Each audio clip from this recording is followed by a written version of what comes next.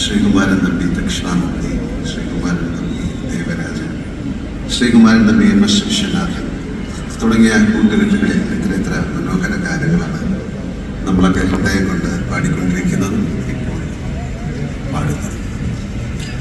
നമുക്കറിയാവുന്ന നാടിനെ പറ്റിയും ഉത്സവങ്ങളെ പറ്റിയും നമുക്കറിയാവുന്ന ആളുകളെ പറ്റിയും നമുക്കറിയാവുന്ന ബന്ധങ്ങളെ പറ്റിയും ബന്ധനങ്ങളെ പറ്റിയുമൊക്കെ അദ്ദേഹം എഴുതിയ എത്രയോ മനോഹരമായ ഗാനങ്ങൾ.